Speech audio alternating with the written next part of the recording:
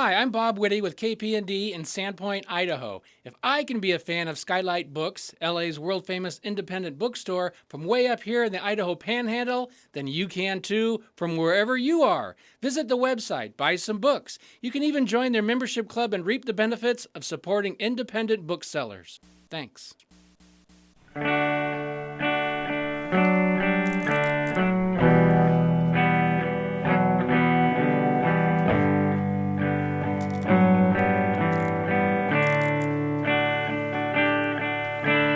Meet me on the softer side. Meet me on the softer side. Softer side of your heart. Hi there, and welcome to the Skylight Books Author Reading Series. You can find out about this and all of our other author events at www.skylightbooks.com, where you can also browse our inventory as well as order books online. You can also follow us on Twitter or even be our friend at facebook.com. If you'd like to talk to a real person, we can be reached at 323-660-1175. And don't forget, Skylight Books depends on listeners like you to help support us. So whether you're in our neighborhood or browsing online, buy a book or two to help ensure that we'll be around for a long, long time. Thanks and enjoy.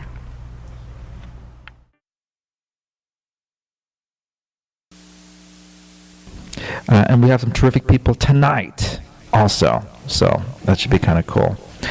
Kristin Posehn is an artist based in Los Angeles. She has produced numerous commissioned work all over Europe. She has a PhD in fine art from the Winchester School of Art, Winchester, UK, and did a 2-year research and production residency in the Netherlands. In 2010, she was a visiting tutor at Oxford University. Jonathan Griffin is a writer, art critic, and editor, born and raised in London. He now lives in Los Angeles. He is a contributing editor of Frieze magazine. Please welcome them both, Jonathan and Kristin.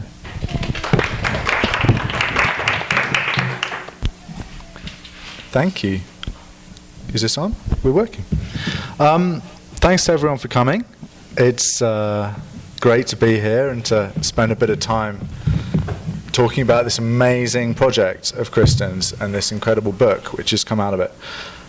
I don't want to spoil it from the outset, but what you should probably know is that Reclamation is a book about, amongst other things, documentation and documentary processes. When I was at art college many years ago, our tutors used to say to us, you can do anything you like as long as you document it. And in the 90s that meant photographing on slide film. But as Kristin proves, those media have moved on and the possibilities for documentary have exploded. At the center of this project is a sculpture. You could argue that this book is an artwork in itself, and that all the research around the book is also part of the project. But an actual physical artwork existed for a short time, and it's described in the book. And I'm going to read Kristin's description of it. I caught sight of the arch a block away, isolated in the grass near the corner of the lot. The crumbling brick and stone made it seem old, much older than Almere. It looked like a Roman ruin, a fragment of an aqueduct or an ancient city wall. It made no immediate sense of this city of very sensible things. The arch stood at an angle to the cinema drief, catching the right-hand glance of drivers into the city centre. I rode towards it from the back like a panning camera, watching the yellow and red bricks tower above the weeds in the field to my left until I saw the structure directly from the side, tall and slender, slippery and tantalizing. I still couldn't tell what it was made of. When I reached the farthest corner of the lot, I got off my bike, locked it against the street lamp, and walked into the field.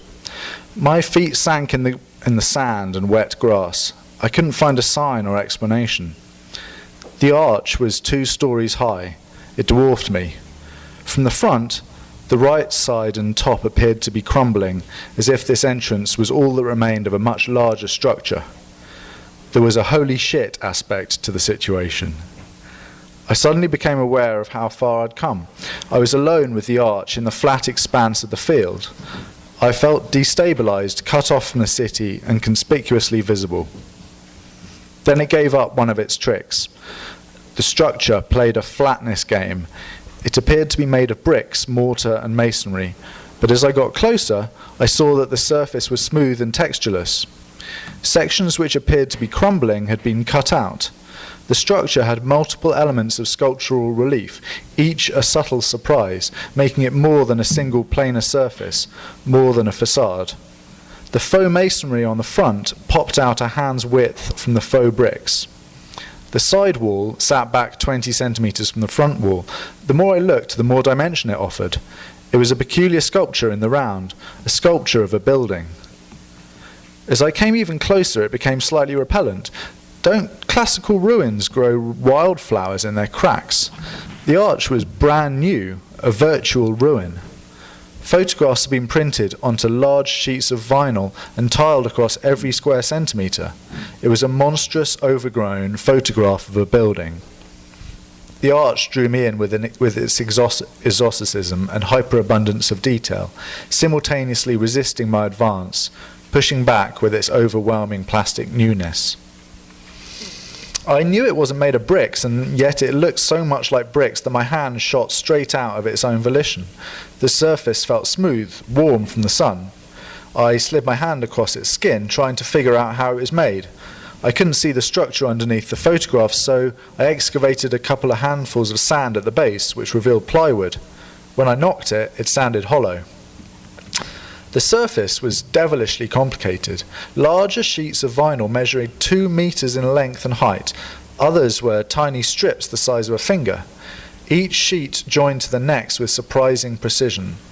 An occasional picture missed matching up to its neighbour by a couple of centimetres, a margin of error that seemed ridiculous considering the structure was covered with 150 square metres of vinyl and could be seen from several city blocks away.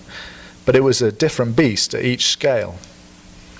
I had to let go of my conventional notion of a picture as a single photograph. An astonishing number of single images must have been digitally merged. The detail was extraordinary, a mesmerizing assault. The photographs relentlessly recorded every shock, mark, and chip of decay. Bullet holes, blunt traumas of the weather, initials faintly carved, rivulets of bird dung, bricks sanded down by time like pencil erasers, and so on. Each eyeful was a lavish heaping of the grotesque. Graffiti bred like a virus in Almere, and I felt concern for this picture sculpture, naked in the field. I carefully examined its skin, noting that on the back someone had written their initials on a yellow brick with a pencil. Otherwise it stood untouched. Perhaps the arch didn't need another mark. It brimmed with surplus. When I stood underneath, the structure seemed to disappear. It had drawn me across the lot, absorbing more and more of my field of vision as I approached, until I reached the vacant space underneath and saw only the thinned walls beside me and the view ahead. A trickle of cars passed by on the cinema drift. Trains slid along the north edge of the lot. I tried to imagine what the travellers thought and saw. Was the arch invisible to them? Were they accustomed to it? When their eyes first passed over this aberration, what word had come to mind? I remembered seeing its title in the brochure, Reclamation. So this is the point at which we meet the sculpture that Kristin made for real in a town called Almere in Holland. Perhaps, Kristin, you could start by telling us a bit about Almere, which is a pretty extraordinary place in itself. Okay. Almere is a new city in the Netherlands, and it's built on land reclaimed from the sea. The first settlers moved into the city in 1976, so it's been inhabited for less than 40 years. So when we think of the Netherlands, especially from this part of the world, we think of ye olde Amsterdam. But the reality of the situation is that the Netherlands is a very small country, but one of the most densely populated in the world. so to support the growth of their population, they're building new cities from scratch, and not just new cities, but new land from scratch. Something like 26% of the country is under sea level. So Almere is a land reclamation project on a really massive scale. They pumped out a body of water, the Zuiderzee, which is part of the North Sea, to form this new land. And that the city is actually 4 meters under sea level, so it's 24 feet under sea level. What did they pump it out of? Well, well, the process of pumping out land. Pumping out water from what? I'm not an expert on Dutch land reclamation, but it took like 20 years. You know, Okay. It's a long process. And 20 years of pumping. And yeah, you actually get this like. It's fascinating what you actually get when you finally get land with no water. It's this sort of peat bog that you can't actually walk on. So then they have to do further. They have to stabilize the land. It's an incredibly long process. Does it feel like you're below sea level? How can you? I mean, you can't actually tell. Yeah, but what you can see, I mean, the incredible thing is this incredibly flat land. You know, so it's hard to comprehend here, where you're sort of used to variation, but it's a perfectly flat land. So the first settlers moved in late 70s? 1976. 1976. Yeah. So they sort of built a small start of a city, just a few houses and a grocery store and a fire station, and bust some people in. And they were the settlers that arrived on the frontier to live there. And now? Yeah, is it booming? Well, let's see. Now, less than 40 years later, it's 150,000 people. So it's a massive amount of change in a very short time. And so it's a successful city. And not just that, but in the next 15 years, it's going to double in population again. So it'll be 300,000 by 2030, and the 4th largest city in the country. So, and it's a peculiar city in that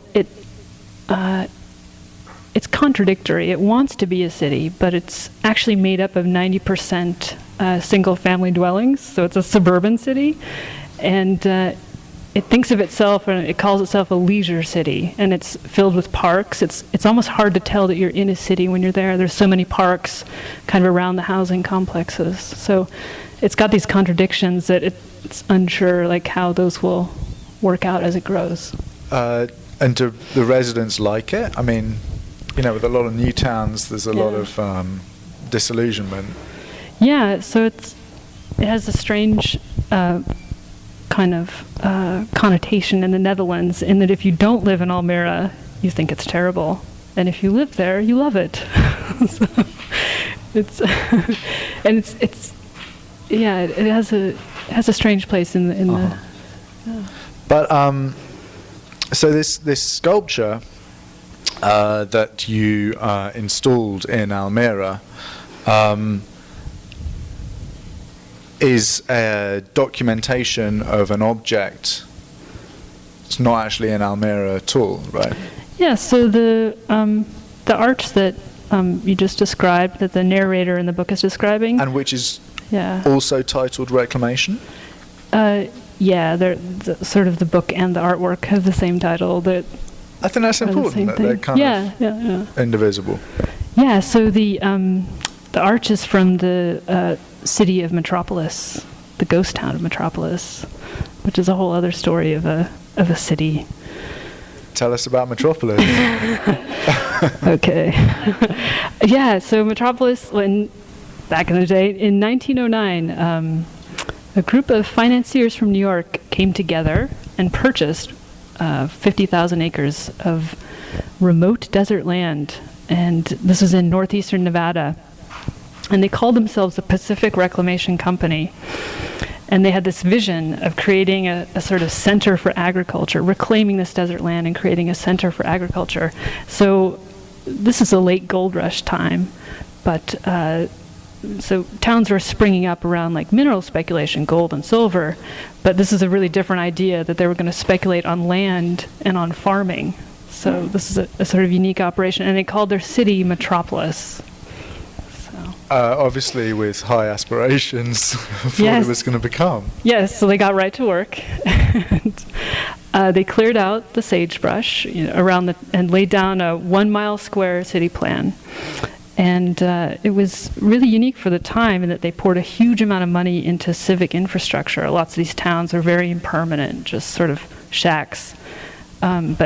So they got right to work. They built a 3-story hotel and a brick and mortar school building. They convinced the railroad to build a track out there, and they started building a dam, and that was sort of center of the project, this massive dam, to store enough water to have enough for a year of drought to still irrigate this 40,000 acres.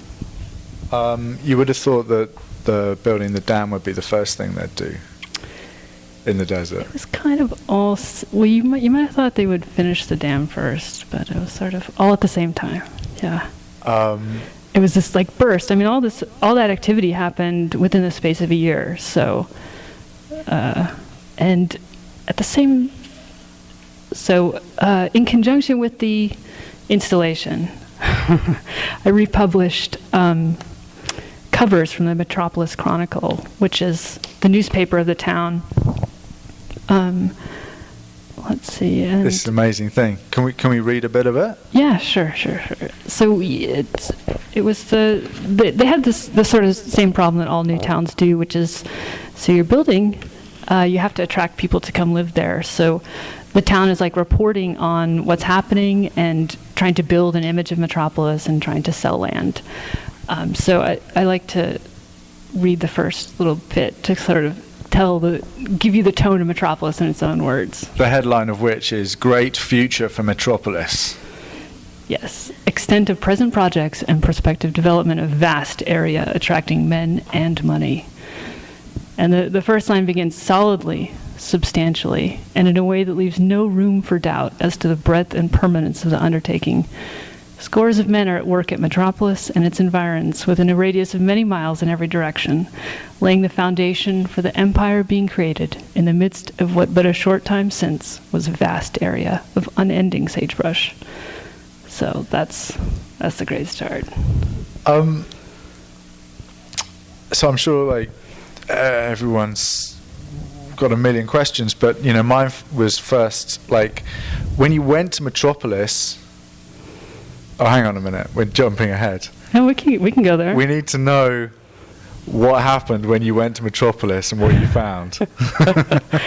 Actually going to Metropolis? Yeah. So, well, I can tell you that despite those beautiful words, Metropolis today is once more a vast area of unending sagebrush. And the desert has reclaimed the Reclamation project. And the only thing standing, apart from some foundations and like bits of rusty tools, there is just one piece of a building left, and it's the entrance to the former school, which is standing in the shape of an arch. So the school was completed and then collapsed or was knocked down? Or? Yeah, well, what we find out, like as the paper develops, you can actually see in this, the columns start to report on this little lawsuit that comes from the town of Lovelock downstream, and the ranches of Lovelock have got together and sued the Pacific Reclamation Company because they don't actually own the rights to the water that they're diverting for this massive dam project and to irrigate the town. So on the last cover, they announced that unfortunately Lovelock won, and and the Pacific Reclamation Company is now in receivership, which is another form of bankruptcy. So that's just 2 years later, and we're coming up on the 100th anniversary of this cover. That's April 1st, 1913. Wow. That's so perfect. 100 years later. So you found yourself in Metropolis. Yes. So I did a residency at the Center for Land Use Interpretation, which is where? Which is in Wendover. It's about an hour and a half drive from Metropolis. And there is actually nothing around Metropolis. There's a town about 15, 20 minutes away that's sort of ekes it out with 2 gas stations off of Interstate 80, and then Metropolis is just 14 miles down a dirt road. So you arrived and found this arch in the middle of the desert. Yes. And you started to photograph it. Started photographing it, yes. But like in a pretty obsessive way. Yeah, just a little bit. Going there, I knew what I wanted to do with it, and so I did. I basically just photographed every surface of the arch as much as was possible, not having scaffolding. So from the ground. So yeah, it's literally 2 stories high. That building. It's interesting, those towns, like when they die, the hotel burned down, and if there was a wood structure, people would actually take the wood away from the town because wood was valuable. And that structure is brick and mortar. All the bricks were removed and sold and transported to San Francisco. So there's sort of a reason that there's nothing out there anymore. Like, materials are actually valuable. So just that masonry would have been no use to anyone. So yeah. So you, at this time, did you know about Almere? No, I didn't know about Almere. So at that point in time, during the residency, I knew that I wanted to remake this work, and I went. Right, I made this extensive set of photographs of it and started working with the photographs. But my next stop was the Netherlands and a residency there. I did a residency at the Jan van Eyck Academie, which is an incredible place and supportive of productions like this. So I knew it was going to be possible to remake it somewhere in the Netherlands. Right. I had to find a context that fit with the work, and it was. I mean, the Netherlands is a perfect kind of match to this project, but I had to find Almere. It's crazy to me how perfect Almere is for your purposes. I mean, this story of reclamation, but also of water. You know, they're kind of mirror narratives in terms of reclaiming something from nature, but either bringing water in or pushing water out. And the failure of Metropolis was because it couldn't access the water, and the potential failure of Almere, if sea levels continue to rise, is that they might have too much water. Yeah, they're kind of amazing towns to like bring into relationship, because there are these similarities in all these ways, that they're both water stories, and they're both a frontier, and they're both aspiring to be cities. But at the same time, opposite. In the Metropolis was this immediate failure, and Almere is a ongoing success. And at the moment. Yeah. Well, did you feel like you were kind of holding a mirror up to Almere? I resist kind of reading the story too simplistically as a parable. I think it's more interesting to think about it in terms of like how they are similar and how they are different, and to kind of hold them both in mind at once. So. Right, because in the book you talk about aspects of Almere that are also kind of dystopic or not exactly ghost towns, but kind of failures, architectural failures or ruins. There's a castle that you talk about in the book. Yeah. So it's worth saying that, like, going to write the book, it's from the perspective of a fictional narrator, but there's the two cities are completely factual. I'm not an academic, but I did a lot of research, and there is factually represented, and I didn't have to make anything up because the city of Almere is actually strange enough, and certainly Metropolis had its own imagination, but Almere too has a strange civic imagination, and like you're saying, in a very large park in the center of the city, a company decided to build a luxury resort as a replica castle. I think it was a Swiss castle. And they sort of plunged a few million euros into this project, and then the bubble hit, I think in the early 2000s, I can't remember exactly, and they just abandoned the castle, and you can't actually go in there. So in the middle of this park in Almere, in the city center, there's this area that's a beautifully landscaped park, and then there's this area that you can't actually go into, and then in the distance you see this like ruined castle. It's like the dark heart of the shining new city. Yeah. The repressed part of it that's cut off for good. There's also, right in the middle of the centre, an island. There's a lake, an artificial lake in the middle of the city. Yeah. In the middle of that lake, there's an island called Utopia Island. Yeah. You could not make And this Utopia up. It's Island so is just like a ridiculous. little piece of sand that you can't even get to. It's really Again, terrible. another kind of wasteland. Yeah, completely. Yeah. I mean, this is interesting too, because the field that the sculpture was installed in, was a kind of empty lot, like awaiting new building or something? Yeah, so it was a revolutionary city planning design in that most cities sort of are conceived of as like a single entity, but Almere was designed from the very beginning as these different cores, like 5 different cores, sort of nuclei, and 2 of them were started right initially, and then 2 have been kind of left in reserve, and at some point in the future all of these 5 cores will grow together and form like one mega city. But in this, so that's a sort of forward-thinking, flexible way to plan it. But also in the city center, this large lot was left in reserve. And so that's just this vacant lot kind of in the city center. And that's where the work was sited. So you have the... It sounds like there's a lot of emptiness in the middle of this city. These kind of unused areas. I mean, you used this phrase when we were talking before, that it's a sculpture of negative space, not a monument to negative space. Yeah. That's kind of interesting. I mean, I hadn't thought, obviously an arch contains a void within it, but also what it represents is a kind of absence, right?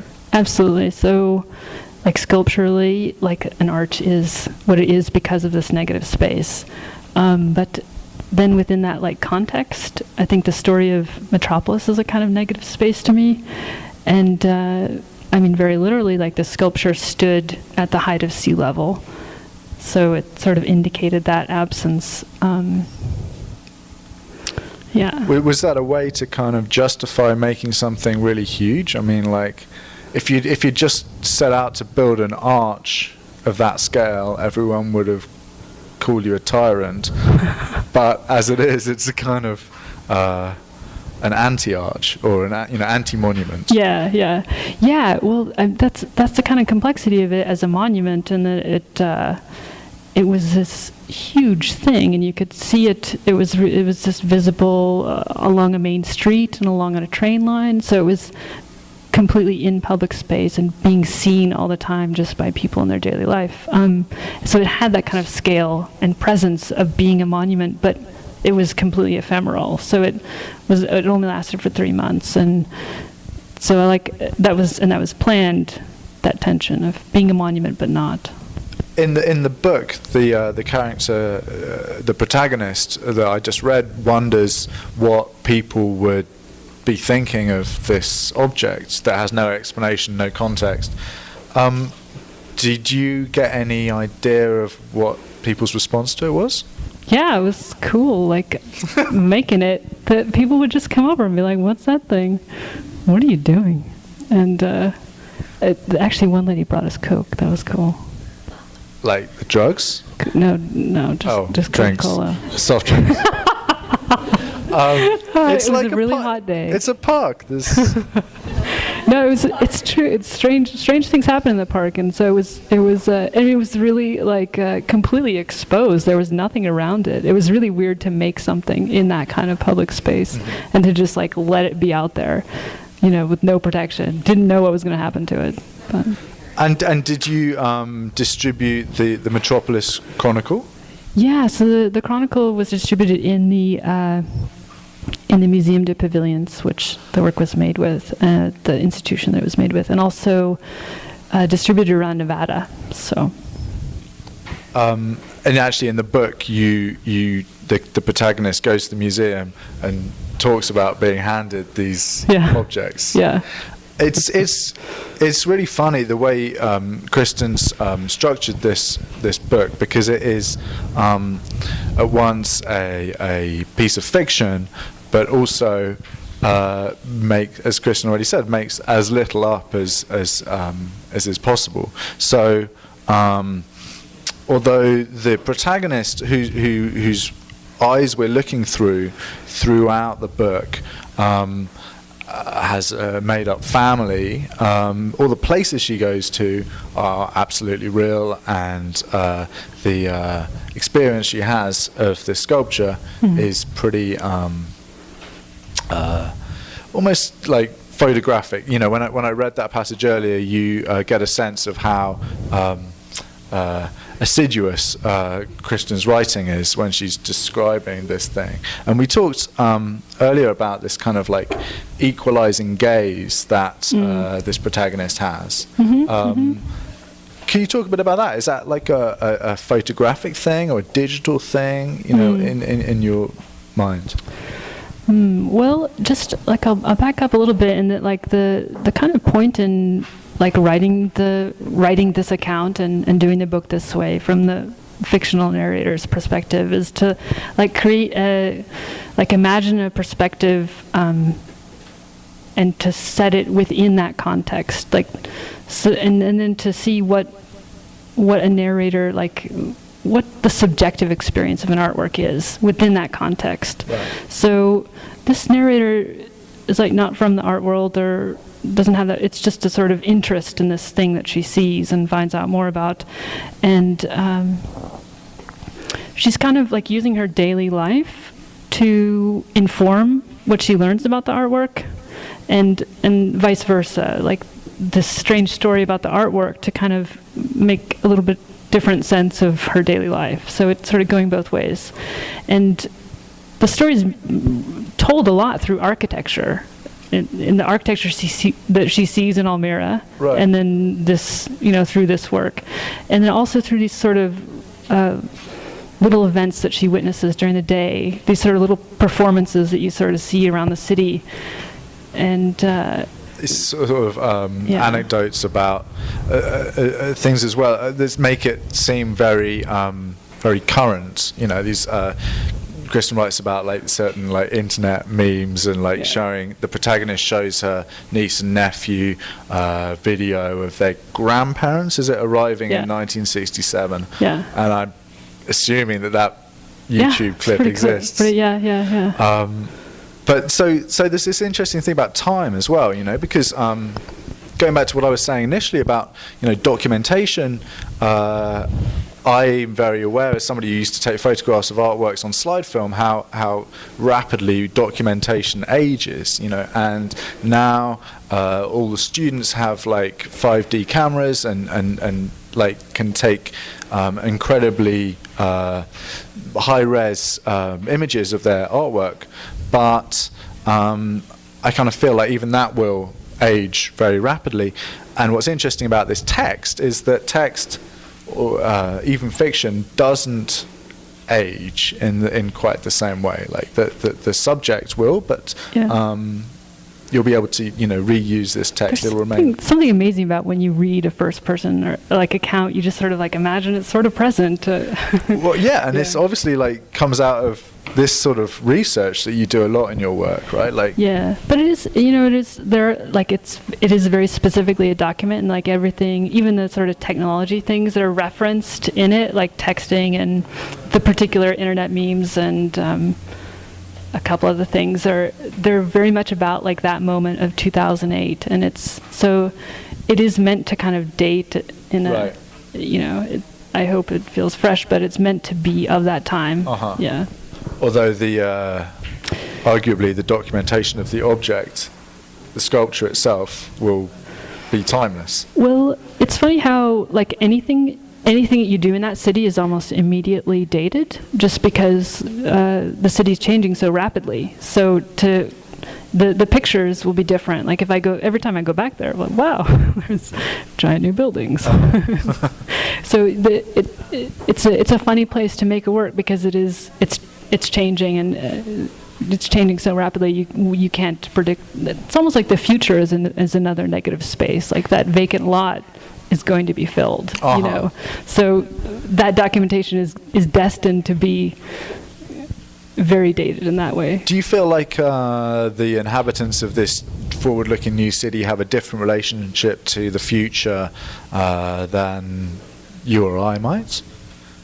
I mean, there's this this double thing, right? That their city is based on newness and that optimism about the future, but also it's very likely that if sea levels do continue to rise, they'll have a hard time not, keeping the sea back, and in 100 years' time, Almere could very well be underwater as well. I can't speak for what the perspective is there, and it was really hard for me to really get to know people there. I did have a lot of interactions, but it was hard to get conversations like that going. So I can't really say this to it.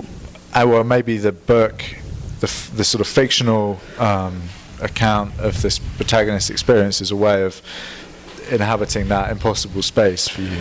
Yeah, well, the work is actually so much about displacement and a kind of lack of communication, or yeah. So it's a kind of radical displacement to kind of uproot something from the West, this ghost town, and plant it in a Dutch city. So before we stop for questions, I'd just like to point out one of my favorite parts about the book. At the very end, the protagonist is walking through the field, and the sculpture is gone, and she wonders kind of if it was all a dream, and she looks down and finds a scrap of vinyl on the ground, left behind presumably when they removed the sculpture, and it's on the vinyl is printed the bricks, life-size bricks, and in a sense that's what we have on the cover. This whole book is it is exactly is a scrap of the original sculpture. Yeah, so this is actually a photograph of a piece of vinyl from the left over from the work. So it is 1-to-1. That is actually a 1-to-1 photograph of a brick from Metropolis and from the installation. So it sort of brings the three things together. Doesn't get any realer than this. Has anyone got any questions for Kristin? I'm aware also that none of you have probably looked in the book as yet, or very few of you have, and we've kept pictures of this sculpture from you. That was a kind of deliberate thing. I like the idea that this is an art project, a visual art project that's wound up just as words. But there are images in the book, and perhaps we should pass them out, or pass the book people around. Come up afterwards and have a closer look. It's a beautifully designed thing. Does anyone have any questions? Sure. Shoot. Yeah. I think my question is about perspective. The thing that seems really interesting to me is the perspective that you have as the artist creating this work and going. It seems like a lot of that perspective is about discovery, discovering different places. And then as a writer writing this, I mean, I find it hard to imagine what that was like. Did you have to sort of pretend to know less about the work?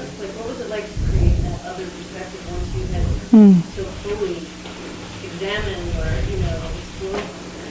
Thank you. That's a great question, and it was really painful. Yeah, because it's funny how when to make an artwork, you're kind of inside the artwork, and you have this hazy network of ideas, and you can sort of just exist in this somewhat indeterminate space and make a thing, and you don't have to make the ideas so concrete or So it was a very different thing and not only that, but it was a really different thing just beyond writing something down to imagine what someone who hadn't experienced it would see. But it was really fun to do that. So yeah. So at what point did you come to, or what were the motivating factors in realizing that the narrative would be the proper form? Was it about sort of preservation of the process of preservation of it having existed, or like how you deliver this form of it, if it is just kind of like what the proper about like the narrative would be interpreted? Yeah. It took a little time to develop, like, this final form, and like after the work I did know I wanted to make a catalog from it, because there's a lot of like rich ideas around it, and the installation was just this thing that one had an experience of but might not have known the context around it. So to like draw that together, and because also the artwork was gone, and then just thinking about the best way to do that, like to imagine it in that from a fictional narrator's standpoint. And then there's something, it was such a visual work, and to describe it in text was as a sort of opposition, actually became a really interesting kind of project, and it became a work of its own. So, yeah. It's interesting too, because both Metropolis and Almere kind of rely on certain fictions. Like this thing right here is a fiction. Great Future. They're selling the story of this place before it's happened, and with Almere, it's the same to an extent as well. Naming an island, Utopia Island, is asking for trouble, right? But and you talk about the brochures for Almere and stuff as well. They're different, obviously different kinds of fictions, but it is all sort of storytelling. Yeah, that was like the fascinating thing to sort of discover the way that cities tell stories about themselves, but then also that real people live there and are having all their own stories like become blended with this, and so the narrator is sort of having her own story unfold. And I mean, even in this, it's half propaganda and half document of a community. So they'll be like, yeah. Well, the same with the YouTube clip of the pioneers in Almere in 1976. I mean, it's actual documentary information, but I guess it's like edited in such a way to make them look like they're setting foot on the moon or something. Clutching their worldly possessions. Anyone else? Hi. So then the best city plan would be to allow the people and their stories to infiltrate the city plan. Would that be a concept? Well, I really don't know. This is a sort of like, I hesitate to make any kind of judgment, and even a judgment on Metropolis, because it was actually this very civic project and forward thinking in some ways, and they cared for the people who lived there, in some ways. So I can't make any judgments, but I just find it fascinating the way that whatever the architecture is, when people inhabit it, interesting things happen, and those are the stories that sort of come out in the book. But I mean, also this thing here is a fiction. This is like let's have a look at the structure. You got a picture of the original structure. This was built originally in 1911 to look like a much older structure. It looked sort of generically classical. Yeah, a kind of a serious building, and it's very serious building. It's meant to look like stone when actually it's just masonry, or plasterwork and stuff. So there's lots of ways that this civilization is structured around make-believes, because that's kind of comfortable for everyone. The first part of Almere was modeled on Amsterdam. It's a replica of Amsterdam. Wow. Yeah. Which is just across the water. Yeah, just across the water. Huh. So then, the main thing that animal inside, what is that something about?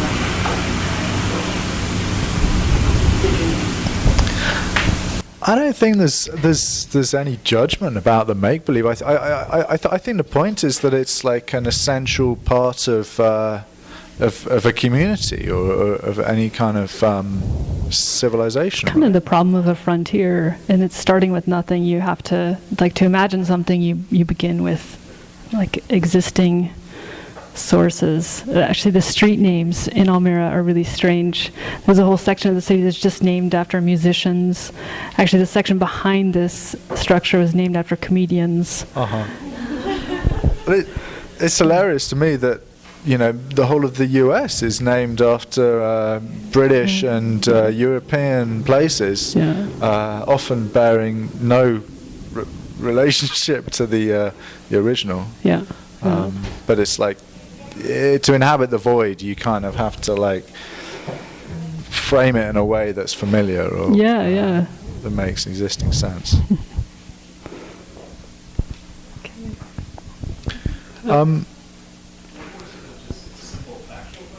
Yeah. Yeah, it was used. Yeah, it was used for school and also as a community room. They would have dances and all kinds of community functions in there. Yeah. It actually kind of lasted the longest because yeah.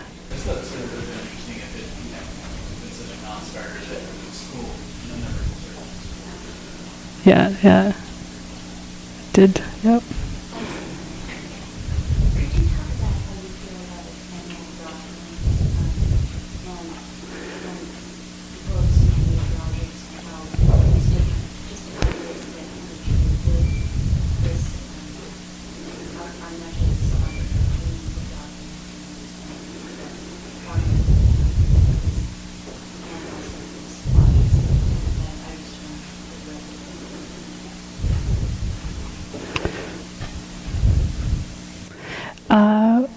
Well, the ideas of documentary photography were really formative for me, and that was kind of some of my first experiences of art were from documentary photography, and I kind of came from that background, and so the actual photographic process to make the sculpture kind of came from a documentary photography impulse, and then to do this research also, I really think of Walker Evans and the Farm Security Administration projects and the way that they combined artwork and photography and a social and architectural documentation.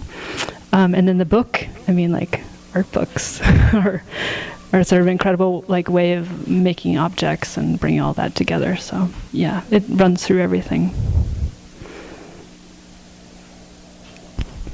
I think it's time to go for a drink down the road. Thank you very much, everyone, for coming, and thank you, Kristin.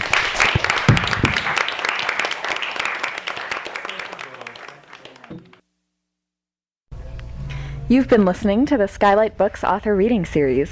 Don't forget that you can check out this and all of our other great podcasts at www.skylightbooks.com. Today's music was provided by Fragile Gang. You can check them out at MySpace, Facebook, and the iTunes Music Store. Thanks for stopping by, and we hope to see you soon.